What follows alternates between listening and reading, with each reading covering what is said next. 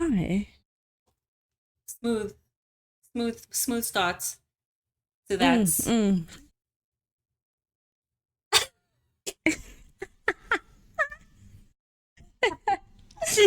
Are we even recording a podcast if we don't spend the first 10, 15 minutes way laughing more about like two something? hours. Because when did we meet up? No, What's the time even I now? don't We know. met up at Somewhere like at 4 4. o'clock. No, shame. We Quarter really to was 6 fapping about now. shame. No, I'm that's chilling. right. It's We must take our Friday. time. I took the day off Yeah, today, exactly. so I'm feeling good. Well, kind of. I I wish was I'd. like, I was venting to you earlier, but it's nice to take a day Mm, off every now and then. I wish I actually took the entire week off. I'm not gonna lie. I think I I need to hope you're going to plan put like in a good week's leave leave. for the end of the year. No, really, I got like 18 days leave still. Hey, So 18. yes, sis. So I think I need Make use of to it, man. maybe sometime in November or something. I don't know. Or maybe around Rage Expo. Yeah. Do you plan on going to Rage, by the way? I probably will be at Rage, yeah. But Rage is all the way in December. You're going to wait that long? Is it December? Why did I think it was like end I of think November? I want to say it's end of November, but I was talking to someone about it yesterday and they said December. So I think it's like, let me double check because it might be first week of December. That's the thing, hey. Rage is such a Rage. massive event. Yeah. Like I don't hear from it and it's like around the corner. Or am I Mm-mm. just I have been less on social 8 to media 10 though. December. Is it? Okay. That's obviously a Yeah. weekend. Um, Yeah. I have not been like hearing much about it unless it's just because all the channels that I've been avoiding, that's where they've been advertising on. Because I have taken I like a get so massive break on excited for socials. Rage. Mm. No, I also, like, if I think about it now, I also haven't seen a whole lot about them. But I love Rage personally. I don't do the Nagland I never because do that's lands just though. otherwise. Yeah, no, same. But just going for all the gaming hype is fun. I'm sad that they took the VS Gaming Finals away from Rage and did it at Comic Con, but I suppose bigger audience and all that. I don't think so. I feel like Rage is a bigger audience. Or am I wrong? I want to say as well, no, I want to say people travel for Rage. Like Yeah. people put off weeks, like No, they really. prepare for Rage Rage. is like the mecca for gaming and tech in this country, I No, it think. A is. lot of It people, is. I feel like streamers treat Comic Con like the Mm, mecca, that yeah, pilgrimage every yeah, year for gaming in yeah. the country. But like Rage is like where the rest of the demographics actually, put their Rage time is and still money the in. epitome for Mm. me. My first Because experience at Rage was like, I think 2009 or something. mm, I mm, actually flew all the way down to Joburg just to attend. I really, did, and I had a really good time. I demoed the first. I could get the dates wrong, but I think it was the first Battlefront Star Wars. I went and I mm. demoed. Then there was like a long queue behind me to demo it, and they were expecting it to like go quickly because you see a woman, blah, blah, blah. Yep, Oh, it's not gonna yep. you're gonna die quick because as soon as you die, you have to hop off. But I And you ate, played. baby I girl. ate. 10 minus 2. I ate. People were standing, and I was like, I'm not giving up this controller right now. I'm having fun. No I think I was on good. like the 7th wave or something, because I think in Battlefront it's like Yeah, waves, like hordes. yeah, Um, yeah, yeah, yeah. my friend that was playing with me, she had to give hers up within like 2 minutes because she's not really a gamer. She Mm, just like tagged along with me to have some fun. yeah, So everyone was like yeah. hopping in No, next to me. 100%. And I think that's why Rage is so much more exciting, is because it is gaming focused. You know, Mm, it's whereas Comic Con is more like geekery, pop culture, all of that. mm. Like Cosplay as you mentioned, also. all the fun game demos happen at Yeah. Rage. They definitely, I think they do a lot more gaming tournaments as well. And I Mm, think I went to Rage last year or the year before, and it was then that, like, it was after they'd moved VS Gaming Finals to Comic Con. So to fill up that extra space, they ran like friendly tournaments, and then obviously tournaments for the public to take part in. Because I think the big part about Rage as well is, of every expo, I guess, is like the free stuff you can win. So mm. it's all the game keys that are being given away. It's Yeah. the peripherals, bragging rights as well, all of that. I really love being able to play demos of games that are unreleased. I don't Yeah. know if Comic Con does that or not. I feel like you Um, go to Comic Con every year, like both. I don't. But I it's the think one they thing I did. did I think enjoy the about Drake. Yeah, I think the only one thing that I remember from this Comic Con was Mortal Kombat 1. I didn't actually go see if it was a demo or what, but there was a huge stand. Mm. And I don't know if it was just branding, but that was there. Otherwise, yeah, I think most publishers and like houses will put all their time and money into Rage, because I definitely think the footwork will be more focused, so it'll be less just people maybe taking a slight interest and more people taking a keen interest. That's what I wanted to say, is that Rage Expo reminds me of like Nag magazine if it was personified. And Yes. I love Nag magazine, and big fans, by the way, guys. yeah, big fan. Love what you're doing amazing, sweetie. And it feels like when you step into Rage Expo, it feels like you're in a gaming magazine that's been brought to life. Exactly. Yeah, I'd love to go to this one this year. Yeah, let me know if you're gonna be I have a couch and a bed, you know. But for sure, yeah. December, hey, I guess schools are guaranteed to be on holiday. Varsity students are probably done. Everybody's ready, you know, readily available. Yeah. Speaking of NAG, yes, there was a mention, I think it was on Twitter, that they will have their first print publication being released this year, and it's been a while. They haven't had a print since I don't know when. So it looks like they're going to be doing some annual print kind of thing now, which is amazing. Which I'm imagine so that excited. They do like a year in NAG. They do like a review of the year and what's to come the following year, and that's amazing. I'm definitely going to be picking that up. I don't think they gave a date onto when it will be released. I'm assuming it will be like a December issue. But yeah, it's pretty cool. We haven't had anything exciting in print in a long time. And I mean, you know, it's the whole video killed the radio star story. But we're back because I think they've realized there is a novelty behind print these days. And I mean, us as gaming nerds, I think a lot of gamers also still like physical game copies as well, even though you can get an online key and whatever. Just having that tangible thing to hold is just, you can't beat it. You can't beat that feeling. I love how organic our conversations just start flowing. Like, we were just planning to talk about things, and then like this just happened, which was unplanned. We digress. No, I love it. But if we do want to go back towards planned conversation, and we're talking about gaming, of course, the gaming podcast, I think maybe we can start on the end of the esports season here in South Africa, for the most part, which mostly all wrapped up at Comic-Con Africa 2 weekends ago now. Yeah, 2 weekends ago now. We had the VS Gaming Masters final, the VS Gaming eDisky final, and the Red Bull Campus Clutch final, 2 of which had retaining champions for this year. So the VS Gaming Masters, we're talking about Counter-Strike, of course. Bravado managed to hold tight on their reigning championship from last year, and they beat Nixa in the finals 3-1. So I think a pretty easy win for them, going 3-1 in a best of 5. And then VS Gaming, Red Bull Campus Clutch, Stocks Up won again. They won last year as well, and that team will be going to Turkey. I don't know if it's near the end of this year. I seem to think it's sometime next year because a lot of the other finals around the world are going on. But Socks Up will be going to represent South Africa on a global stage in an offline tournament next year, I assume. What's that? Socks Up Esports, yeah. So that was for Valorant.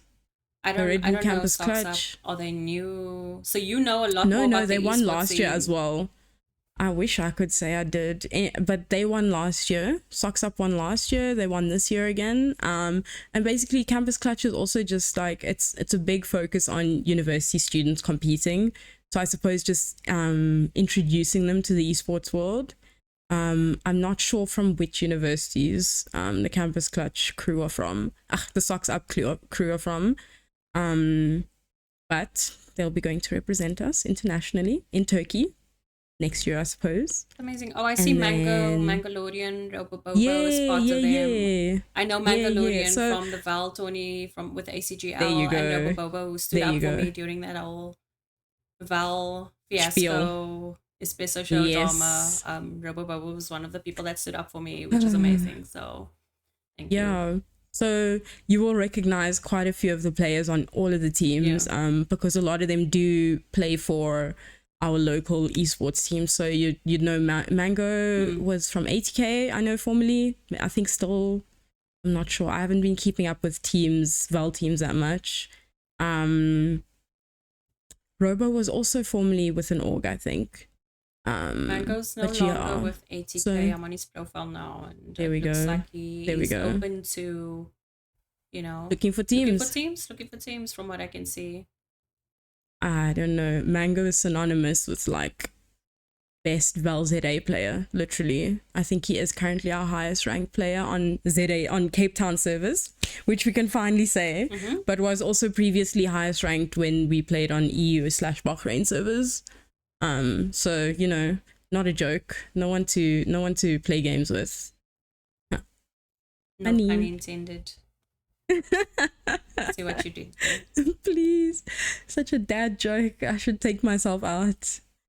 And then the last notable final that happened at Comic-Con was the VS Gaming eDisky, which is around FIFA, and Zaid April from Goliath Gaming won it this year. It's he placed first through playoffs and qualifiers, and then won the tournament. So kind of a stomping on his side, and I think he got 80,000 rand for that win.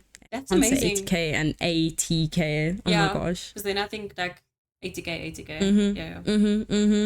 But yeah, so he won 80,000 rand for that win, and FIFA and like the fighting game scene, unfortunately, like is beyond me as a player or as a person. I can acknowledge the skill level of the players, but it's not something that I keep up to date with. But yeah, so I think that does nearly conclude the esports season here in South Africa. I know of one like quote unquote official tournament happening now at the end of October. We have Girl Gamer happening in Cape Town, and that'll be for League of Legends and Counter-Strike. So the best League of Legends and Counter-Strike girlies will be performing on stage in Cape Town. This is also like a regional finals, so qualifiers are actually happening. They've been happening for the past week or two, and then the winner from those finals will also go through to an international like bracket, and be able to represent South Africa on the world stage once again. So highlight on the girlies over there. We wish all of them luck. All your usual suspects when it comes to the local esports orgs will be there representing. We're talking ATK. I want to say more, but I really actually think ATK is the only org that currently still has female dedicated teams. Bravado? No? I don't think so. Yeah, and not Goliath. DNMK used to, no longer around. Nixa, I don't think. Who else? That just about does it. So we'll see. So mostly those teams will be mostly like what would you call it? Like unassociated teams. So just people in their spare time trying to make the most of what they got. On the topic of esports. Yeah, on the topic of esports, the Overwatch League. What's happening there? So this is a hard one for Overwatch fans to take. It's apparent, or it's there's speculation going around that the Overwatch League will not exist at all going forward. Blizzard, I know, have made quite a few questionable financial decisions in the past that has led to the state of the game and the league being where it is right now. Overwatch released a statement in the week after the 2023 Overwatch League finals saying that they're doing their best to try and make amends, or I suppose, but they're making changes to the Overwatch League and it won't exist in the same way it has in the past going forward. Which is, it's very non-committal from them, but essentially in the like behind the scenes, there's a vote taking place between franchises or franchisees and the Overwatch board. If the vote goes, I guess, not in favor, the Overwatch League will be cancelled essentially, and teams will be paid out $6 million, I think it is, as a termination fee. But the Overwatch League's like board has said no, they're doing everything that they can to try and keep it, and Overwatch will continue next year. The Overwatch League will continue next year. But essentially, like on the financial side, Blizzard has just taken a lot of flack over the last couple of years. The biggest one we'll know or we'll be familiar with is the fact that they had a lot of sponsors pull out over sexual assault accusations. Everybody will have some memory of that because they'll remember that one of the game characters, originally called McCree, had a name change to Cassidy, and it was due to the fact that one of the accused staff was like leading this whole like sexual assault brigade or whatever you want to call it. Blizzard also have pulled the plug on a lot of game servers in China. So a lot of Blizzard games are no longer online or available in China, which is quite worrisome considering China is one of the biggest Overwatch markets. So it was a really emotional broadcast to watch. I watched some YouTube videos of it. Like they had casters and hosts from over the 6 years of Overwatch League come in and just like, I guess, commemorate the occasion. But like everybody was in snot and trana here. Like it was, yes, I can only imagine you've gone and built your entire career around this single esports, and it's not to say that their skills aren't transferable, but you've gone and you've built an entire career around this specific game, and it just feels like the company that heads up this game hasn't put the necessary thought that they need to into keeping the game in a healthy state. And that's just, it's so heartbreaking to think about. So we'll see how that goes forward. I guess only time will tell. On the topic of Overwatch, did you see the Diablo crossover that's happening for, I think, their Season 7 event?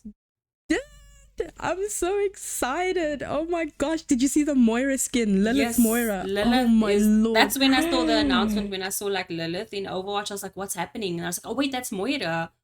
I'm like, what is happening right now? How good is it? Imagine you're an Overwatch player and you dabbled in a bit of Diablo or vice versa, and seeing this. I'm neither. I'm casual in Overwatch, and people have been nagging me to play Diablo for a very long time, but I haven't played it yet. Same. But I'd imagine if I was playing both these games, seeing this, I absolutely would have lost my mind. Like, I would have lost it. Oh my gosh. We need more games to cross over, honestly. Exactly. We love game crossovers. I mean, you just need to think about Fortnite as an example. Every time they do an anime crossover, a Marvel Cinematic Universe, DC crossover, like people lose their minds. Absolutely. Like it's such a good idea, because honestly, concepts can carry across, and in most of the cases when these crossover events happen, like they just executed so well. Like you can't complain about it. It's like that whole meta joke. We love seeing the crossover of worlds because it just reminds us that you have this one interest and there's definitely a commonality between it across other spaces. No, I stand corrected, but I feel like Fortnite definitely were the like front runners when it came to like crossovers, when it comes to other games, pop culture, and that they nailed it. And I feel like other dev teams and that picked up on that, and like we want to get in on this as well, because like it's people also pay for skins, clearly. Exactly. And it's just that Fortnite, they know their audience. Like they know what kind of people play their games. It feels like it's such an easy money grab. Listen, I haven't touched COD in ages, but like one of my favorite series is The Boys at the moment, and when I saw the Boys skins being made available in COD, I was like, I might just like, wipe one of my hard drives to download COD again. Yeah. And that we also Black Noir skin looks so good.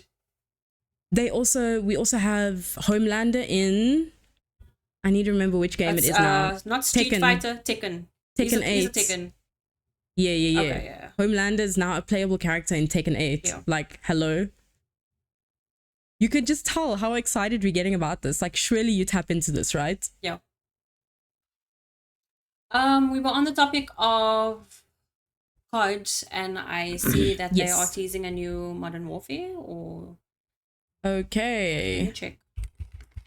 Activision trying our feelings once again. me double check. I think I saw the teaser on some social site. I don't know which one. This is your domain now. Yeah. You're the COD girly. I think it was it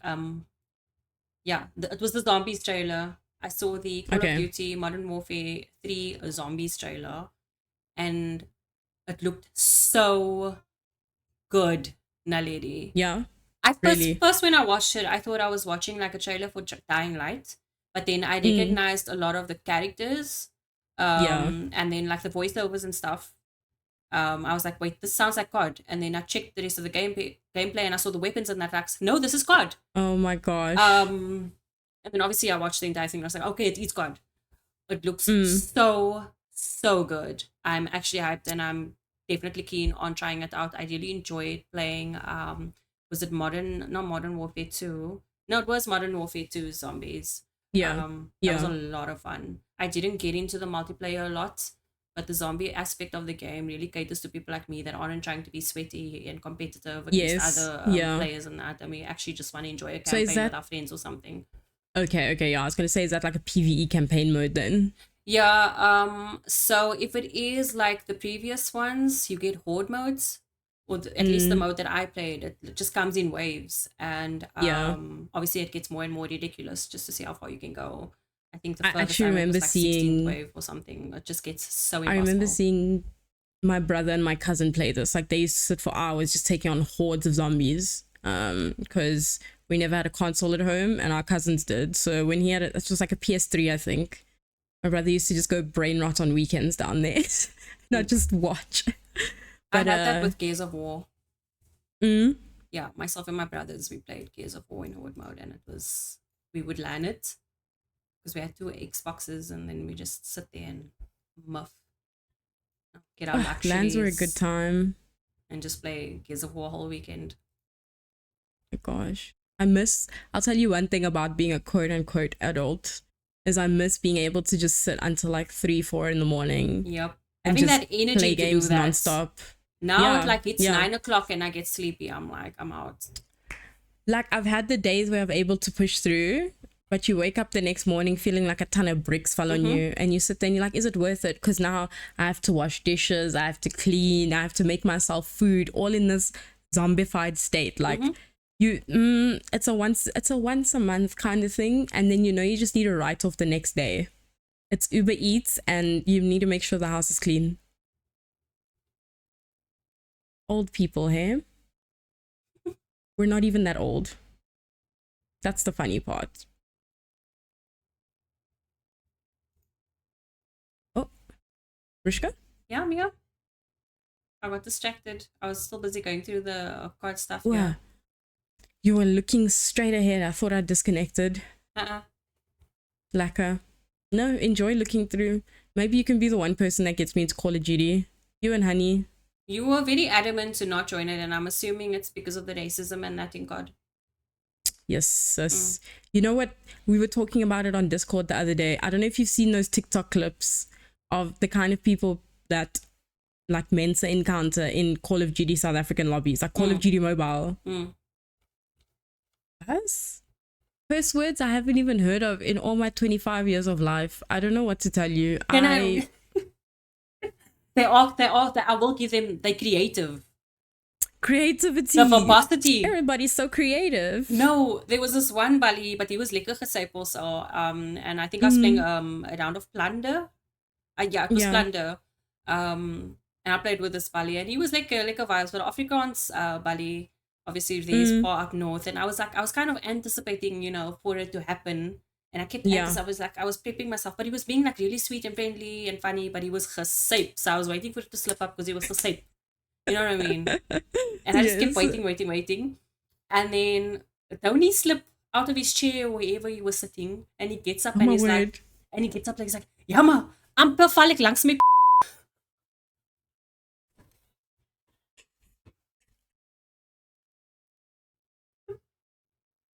Everything in Afrikaans is so much funnier. I've never heard that term, amper val ek langs my. Bafalek. Yo. It's so much funnier in Afrikaans. And I've been thinking about that ever since. You even said that I have to bleep that out now because it just sounds, you have to like fully hear it. No, and you can't bleep experience it out. Yeah, no, you have to. Anyway, I promise you. long story Afrikaans is a short, drunk person's language. He was like it was actually really awesome and it went well. Like one of the few Shame, man. card games, Good interactions. you know, where there was a good interaction and there wasn't any nonsense happening. So oh my word. Yeah. I love that. Oh my goodness. But that's why I'm confused also, because why you specifically don't want to play COD when it's no different in any other games. Like Val's bad. I know. But you know what? I had my excuse before we got. Did you just almost fall next to your now? If I look. What happened? Anyway, I had my excuse, but. Okay, sorry, let me gather myself, okay? You wear this mic today. This mic is fighting. Fighting for it. Okay, I must actually just get my new arm. Anyway, I had my excuses before we had the South African Valorant servers. Now it's the same because the games I used to play weren't localized. Like I was playing on EU servers or whatever. So like the most I was going to deal with is racism, sexism at that point. And the racism was never going to be anything that you get here, you know? But now I'm playing on ValZA servers. There's no excuse really. I guess my argument doesn't hold water anymore. No, sorry, you can't. It's unavoidable now. Now you're getting all the verbal abuse in Val as well now. Like internationally, you were hearing the N word, but now it's the K, the D, the now the that, K word is coming for you. Every week on Twitter, I'm seeing Skara posting someone calling him the K word in Val. I'm like, Skara, you are so strong actually, because every other day, I'm getting a Discord DM, a screenshot. Does someone? It was Miki. Miki's in a Valorant game, and sends me a screenshot of one of the people in his game. Watermelon muncher.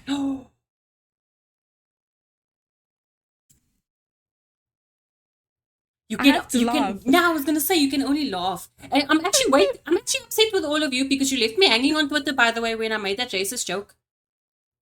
Which one? In Tembi's one of his comments there when he was like, you know, what did he say? But I was like, if you want to find a GOC, a girlfriend of color. Oh, just put a piece of chicken on the floor and one will appear. And I was like, guys, the room is quiet. No one's responding. Now, if no one responds and people don't have context, they're going to think, who's this Rushka chick? She's actually so racist for saying that. Y'all left me hanging. Now. That was yesterday's tweet. Oh, y'all left me. Even Tenbi, I thought Tenbi would comment. Tenbi just gave it a like and kept it moving. I was like, guys, am I actually racist now? Because no one is respecting me right now. Did I just lose right 10 now points? To pull you out of the trenches. Don't worry, I got you. Please don't tell me you deleted it. I will soon delete it now. I'm so upset. No, stop it already. Did you see? That person's concerned. They were like, girl, are you like being problematic right now? So those who haven't seen Denby's tweet, it says, I'm trying to find a girlfriend of color, in brackets GOC, so I can beat the if it ain't snowing allegations. Because Denby's always talking about he wants a white woman. Can I tell you, it was so funny because one of the comments underneath was that whole picture of that dude standing next to the whiteboard saying, if it ain't snowing, I ain't going. I saw that. Please. And every time you encounter him about it, he'll be like, hey, stop that. Please. I just want to hit him with a Dr. Obo every time. He's never beating the allegations. That's the funny part. He's going to be dating a whole GOC and we're going to be like, are you doing this just so you can tick her off the list? Yeah. Then he's going to hit us with I dated a GOC once. Yeah. I'm not racist. I also date women of color.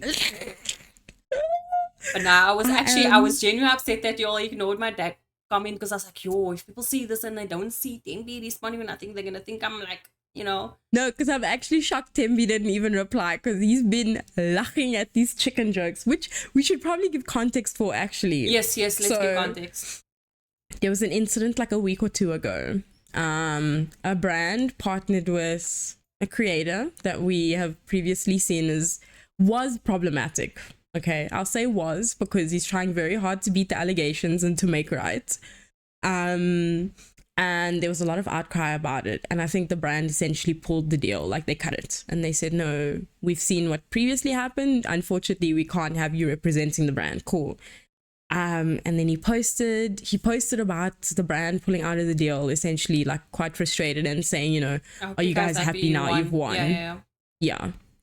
Referring to everybody who had essentially like sold him out to this deal.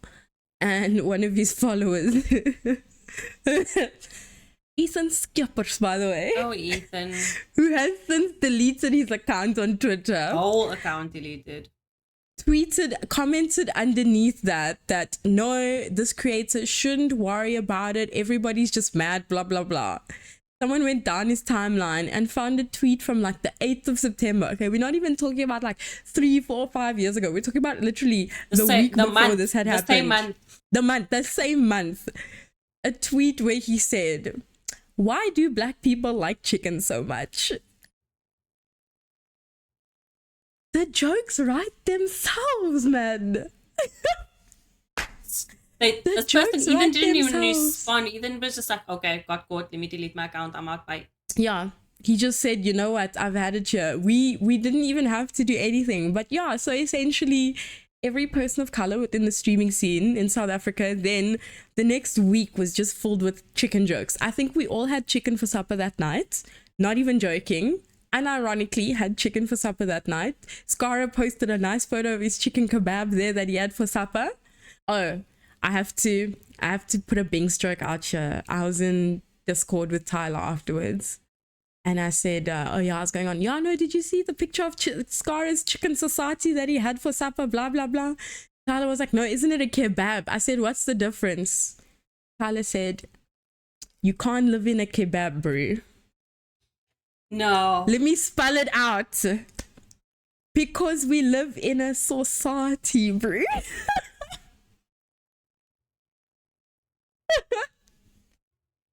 If I was there, I would have actually just stopped the call and walked away. No, the silence was deafening. Yo. And Tyler laughed so hard at his own joke. No, I can't. Anyway, so yeah, we got to have ourselves a good time making a joke about buying chicken, and now we have bird flu, so black people are going hungry, okay? Think about your black friends. Prayers for the black friends. I'm still waiting for my chicken. You said you're gonna send me chicken. Come, I send you for supper tonight. This is how friendships end, is when two black girls are friends and then the one doesn't send the other chicken. Come, I send you for supper tonight. What's on the menu? I'll send Ethan a picture. Look, Ethan, I love chicken and watermelon. I love me some chicken. My second name is Watermelonisha. Watermelon muncher, guys. Yo, they really see us as these, like, they don't see us as people. I don't know what to tell you. We are. You know, I don't even want to get into this conversation anymore. It's so frustrating. You know what I mean? Like, we keep, like, the receipts are always there, and yet we always find that we need to show it to people. Why? Are they just willfully ignorant? If you listen to this podcast and you're not a person of color, all you're gonna hear is ooga booga. Yeah. Yeah. That's it. We haven't evolved past that point. Sorry, guys. Well, the problem is, like, I don't want to have to talk about this every week, but the fact that this happens every day means we're going to talk about it because it happens all the time. It's so funny because we said, guys, we're doing these 2 episodes encountering, like, talking about this problem. And just every week since, there's been a reason to keep talking about it. You guys are giving us free content. Thank you. We appreciate it. And you know what? You and I have been staying out of it mostly, and then every now and then I just come on and we still get tagged into things because now something happens and then they reference us and they're like, you know, you wanted your receipts, here's your receipts, you know. Yeah. Bringing us back but the receipts aren't enough. Anyways. Yeah, that was a hard tangent there on chicken and... Thanks, guys. The usual. We're looking for a chicken licking sponsor, by the way. Yeah, because we love chicken. Because we love chicken. Yeah. No other reason. He wasn't wrong. I love chicken. Maybe he's onto something. Maybe he's onto something. We like seasoned But now chicken. We got bird flu. Yeah. Oh, yeah. Not your boiled pale white mayonnaise having ass, whatever that is. You know what? Eggs are so expensive right now. So and they're already gone. They're gone. It's gonna be so much worse, right? I'd imagine with Yeah, bird flu and yeah. that it's going to be a scarcity. We might as well go buy our own chickens and just like I saw run a them out tweet here. today where someone was at their local spa and they had a big sign at the front of the spa. You know how they do promotion stuff, and it said it was something along the lines of a deal to light up your Friday or something, and it was like a tray of 60 eggs for 270 rand, and this person literally just took a picture and said, no, this does not light up my Friday. Yo. 270 rand for 60 eggs. What does that put the Is price that per real? egg? That can't be real. No, it was I swear 269.99 for, I think it was 60 eggs. No way. Anyway, we're not here to talk about the economy because everybody knows it's in a shambles. Yes, sis, that actually upsets me because I get upset at seeing 60 eggs for 80 rand. No, 30 eggs for 80 rand. Yeah. Explain to me why I'm buying 18 eggs for 80 rand even. 18. It's time to go vegan, you guys. They were onto something all along.